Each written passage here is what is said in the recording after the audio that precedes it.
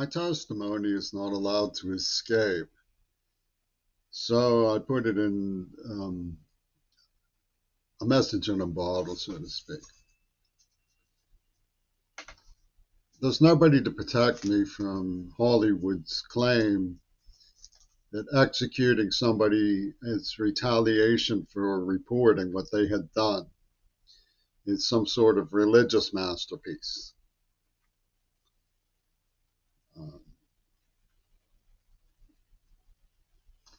Neither Hamas nor Mick Jagger seem to be particularly concerned about the fate of the people of Gaza. And they are enthralled with the idea of martyrdom culturally, enough to overlook the whereabouts of how it was organized in favor of making an overall larger dimension of commitment to fulfilling their liberation, which was anticipated by the people who did this, was anticipated by Roger Waters. And you'll say I'm having a fantasy. Well, Roger Waters' attorney was in touch with me. Her name is Amanda Harcourt throughout the 80s. She was in close personal contact with Netanyahu's war general, an Attica State Prison psychiatrist named Wattenmaker. She interrogated and tortured me for Wattenmaker, in defense of Wattenmaker, in defense of Eisenstadt, an affiliate of Wattenmaker and Netanyahu, who went on the radio disguising his voice and claiming to be Abdul the terrorist, threatening people on KDKA radio, saying no one is innocent, and attributing that sentiment to the Palestinians, when in fact he was an extremist Zionist Israeli from Squirrel Hill.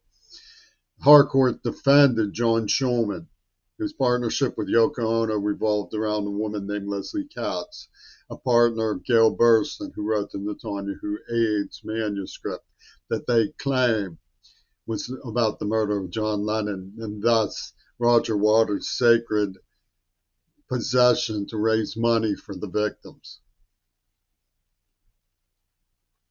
When in reality, people couldn't care less about any of this. Roger Waters is in partnership with Mick Jagger. So is Yoko Ono. And so is John Lennon, if he's still around. One thing's for sure. Nobody killed him on December 8, 1980. That was a stunt, a prank. And that's proven. The same attorneys had me in D.C. when Reagan pulled the same thing. He came out and waved to me the night before, and they gave me an attorney brochure that says there's no such thing as objective reality, only what the jury believes.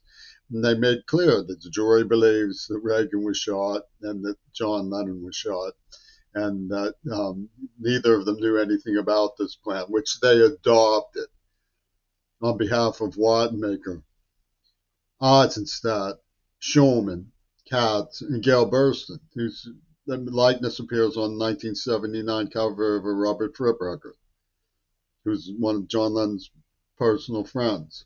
His bass player was the same as John Lennon's bass player, and the bass player is the one who has hired Amanda Harcourt to cover for torturing me and to set up the blitzkrieg on Gaza. So the love of John Lennon is so transcendent that everybody who these murderers torture and kill are supposed to go, "We are grateful to you for making us your spiritual martyrs." This is the truth of it. No one can untie that. No one can even address it because it's all demonstrably true. They have a sly way of admitting it in the semiotics of their film studies, which I put in other renderings and tapes, and I could do again right now. But, for example, You Only Live Twice had a woman who was Japanese that starred with a Lennon lookalike in 1964.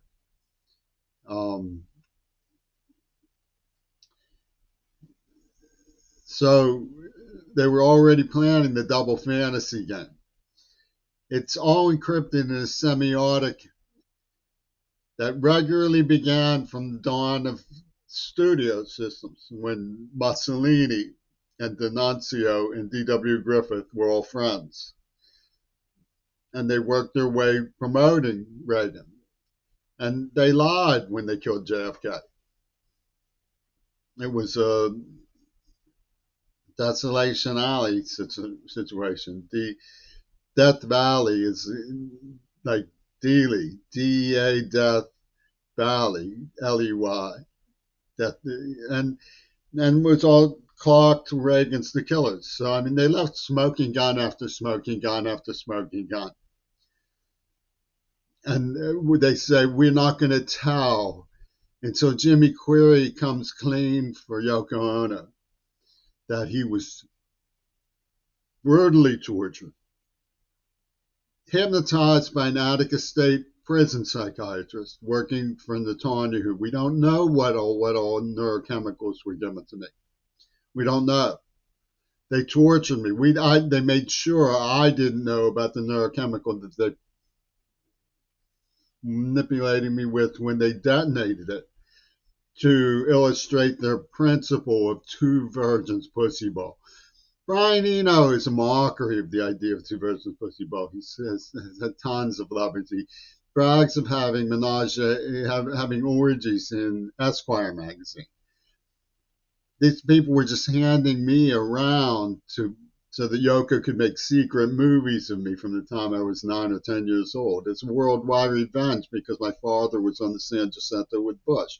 And Bush rubber stamped it. He approved it.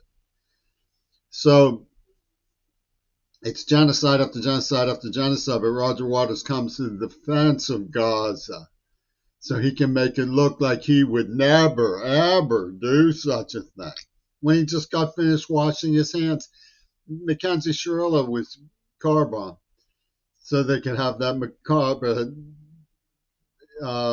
reference. Mackenzie, Father Mackenzie, wiping his dirt from his hands as he walks from the grave. No one was saved.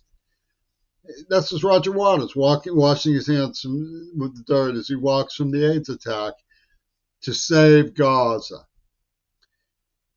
And they would want Palestinians to say, well, we're morally superior to the victims of AIDS and the queers. And the way to prove that, to me, seems to be to say that it's an outrage that this has happened and been done.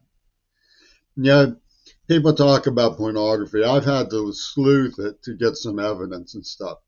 That it can be humanized. From the look of, when I walk the streets, it looks like there's an awful lot of people, which means that there's a lot of lovemaking. I mean, everybody knows you shouldn't abandon women, but they don't teach it in the entertainments. They try to make it, I mean, some women would just as soon be free to have boyfriends and then move on. And you know, this is a conflict of culture in that way. But I mean, America's media seizes on women who are killed for libertinage in Iran and never says a word about the cops who slept on the job in Uvalde. And they refuse to address the issue. In other words, the pimpery of Mick Jagger is not an illustration of the principle of moral sexual rectitude. It's not. It's a principle, but some of the girls who slept with him, even underage girls slept with him, say, so what? So what they're doing is they're trying to get away with torturing me. I want to be paid for my work. I did all of this work, investigation, research, and for the purpose of warning my peers who refuse to be warned, refuse to understand that media pulled a fast one. I called them the sandbaggers. They're in place on the front line saying, but we support Gaza, Jimmy. We support Gaza, Jimmy. They were saying the same thing throughout the AIDS attack. We support the gays. They say, oh, what about Freddie Mercury, Jimmy? If these people had listened, that the point that they never want to touch is that warning could have saved lives. That's one of what I've been trying to do, is save lives. I didn't withhold it the way they did, saying, we get the money, we get the money, we get the money, we'll give it to the victim. I just did the work that was necessary to do to warn people. And one of the things that's necessary to understand is that these jokers, in 1984, when I was at the Falk Medical Library being horrified by what I was seeing coming out of San Francisco medicine, before there was any treatment for AIDS, and hearing their friends, Reagan and all them, blaming morality and saying the Department of the Interior should make way for the Book of Revelations and all that. Man Harcourt, Roger Waters' attorney, writes to me and says, the whole is greater than the sum of its parts. In other words, we're going to make a record everybody can relate to, Jimmy. Don't worry about it. And the record they turned up was John Schulman was right about queerbait. John Schulman was right about queerbait. Nah. The whole is greater than the sum of its parts. After playing the same game in Gaza, the Palestinian flag is more important than all of those children who got massacred. The whole is greater than the sum of its parts. Well, not to me. Not to me. Those children had lives and their lives had meaning, and they had no right to do this to them. How stupid you have to be to listen to somebody like Peter Gabriel after he pulled something like this. It's mind-boggling to me.